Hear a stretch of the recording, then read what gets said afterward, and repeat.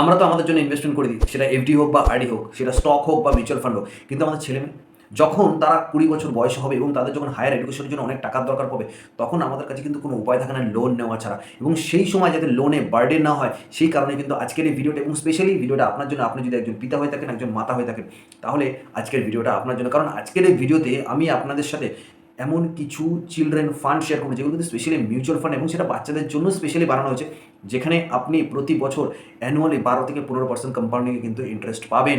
এবং এই ভিডিওটা কিন্তু আপনার জন্য অনেক উপকারী হতে চলেছে, তাই ভিডিওটা অবশ্যই পুরোপুরি দেখবেন। আর আপনি যদি আমার চ্যানেলে নতুন হয়ে থাকেন এবং ফিনান্সিয়াল এইরকম টিপস পেতে এবং নলেজ নিতে, প্লিজ ভাইটি চ্যানেলটা অবশ্যই সাবস্ক্রাইব করে দেবেন। সো ফান্ডে ইনভেস্ট করার আগে সবার আগে জানতে হবে যে what are children's funds, right? তো চিলড্রেন ফান্ডসটা অ্যাকচুয়ালি এটা কিন্তু একটা ওপেন এন্ডেড ফান্ড, মানে যেটাকে বলা হয় চাইল্ড গিফট ফান্ডও কিন্তু এটাকে বলা হয়। এই যে ফান্ডটাকে ক্রিয়েট করা হচ্ছে, এটা কিন্তু স্পেশালি আমাদের সন্তানদের ভবিষ্যতে যাতে সুরক্ষিত হয় সেই কারণে। মানে ধরুন educational purpose, health care purpose, marriage purpose, কেউ কেউ হায়ার স্টাডির জন্য ইচ্ছে প্রকাশ করতে পারে, সেই সময় যাতে কোনো অসুবিধা না হয় বা বাইরে থেকে যাতে হাই ইন্টারেস্টের লোন নিতে না হয়, সেই জন্যই কিন্তু এইসব ভাবনা করে কিন্তু এই ফান্ডটাকে ক্রিয়েট করা হয়েছে। ঠিক আছে, যখনই আমরা ইনভেস্টমেন্ট করার চিন্তা করি, তার আগে চিন্তা হয় যে আমি যখন ইনভেস্টমেন্টে যখন আমি প্রফিট গেইন নেব, তখন আমাকে কত ট্যাক্স দিতে হবে। এই ফান্ডটা কিন্তু, এবং এই ফান্ডটা যেটা বলছে যে children's fund comes with tax benefit for investor qualifies for tax deduction up to 1.5 lakh টাকা আন্ডার 80C।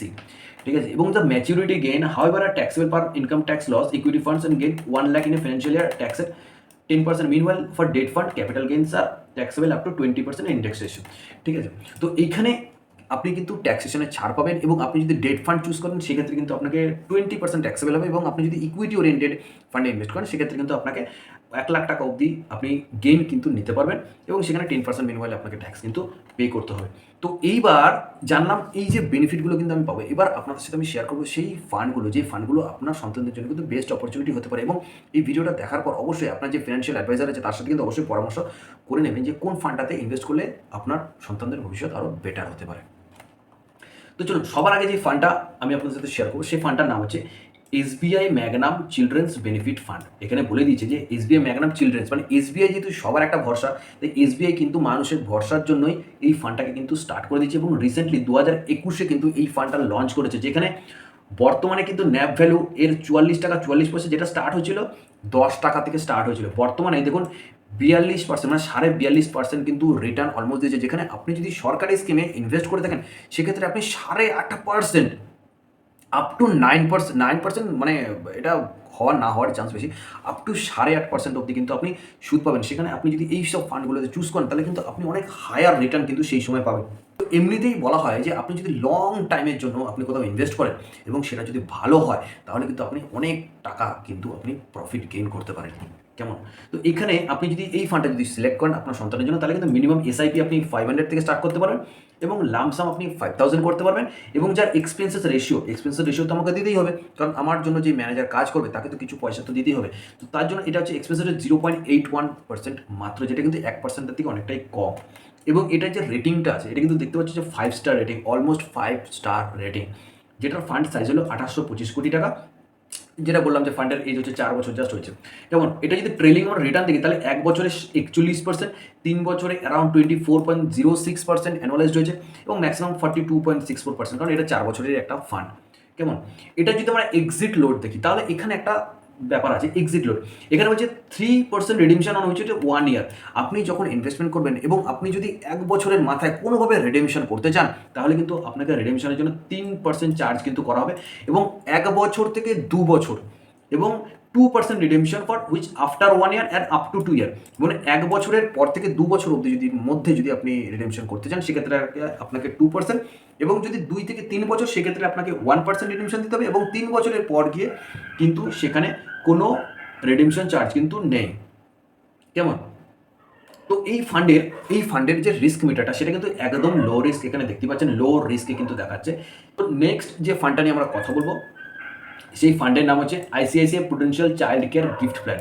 এই ফান্ডটা সবথেকে বেশি আমার ফেভারিট, কারণ কেন, এই ফান্ডের যে ন্যাপ ভ্যালুটা 2013 সালে কিন্তু এই ফান্ডটা চালু হয়েছিল, যখন ন্যাপ ভ্যালু ছিল 66, এবং বর্তমানে তার ন্যাপ ভ্যালু হচ্ছে 350, অ্যানুয়ালাইজড 15% কিন্তু এই ফান্ডটা অলমোস্ট রিটার্ন কিন্তু দিয়েছে, যেখানে 15%-এ কিন্তু অ্যানুয়ালাইজড কম্পাউন্ডিং হয়েছে এই ফান্ডটা।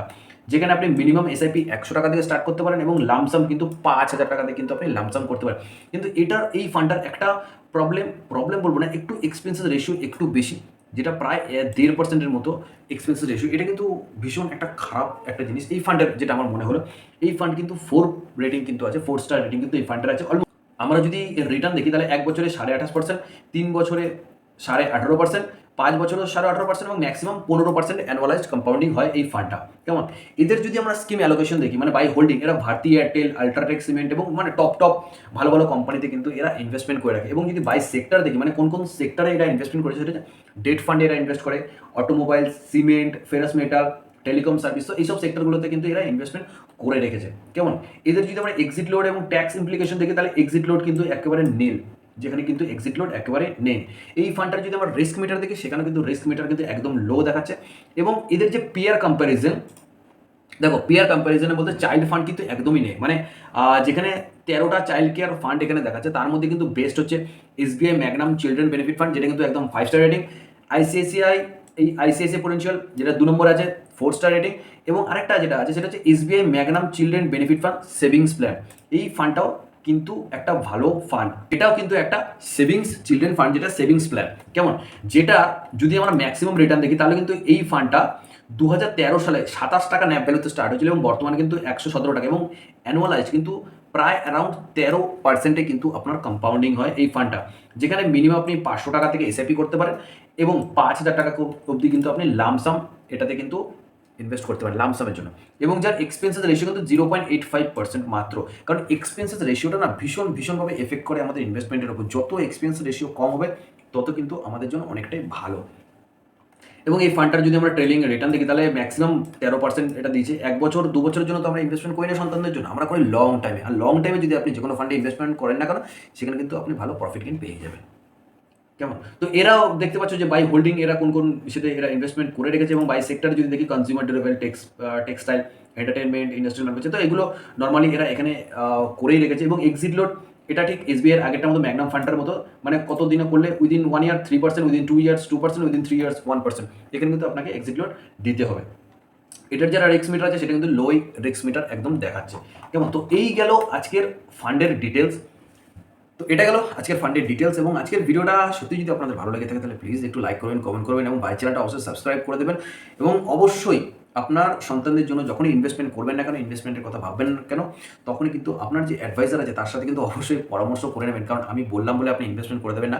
তবে এই ফান্ডগুলো আপনার সন্তানদের ভবিষ্যৎ অনেকটা সিকিউর করতে পারে, কারণ এখানে যদি আপনারা ইনভেস্টমেন্ট করেন তাহলে অনেকটাই বেশি রিটার্ন কিন্তু আপনারা পাবেন। যেখানে গভর্নমেন্টের স্কিমে যদি আপনারা রিটার্ন পেতে চান তাহলে 7.5 থেকে 8.5% হার্ডলি আপনারা ইনভেস্টমেন্ট পাবেন। সেখানে যদি আপনারা ইনফ্লেশন ক্যালকুলেট করি তাহলে কিন্তু সেখানে আমাদের রিটার্ন দাঁড়ায় 1.5 থেকে 2%-এর মতো কাছাকাছি, যেটা ইনফ্লেশন রেটটা কিন্তু সবাই ক্যালকুলেট করে না। তো চলুন আজকের ভিডিও এই অবধি রাখলাম এবং দেখা হবে নেক্সট ভিডিওতে।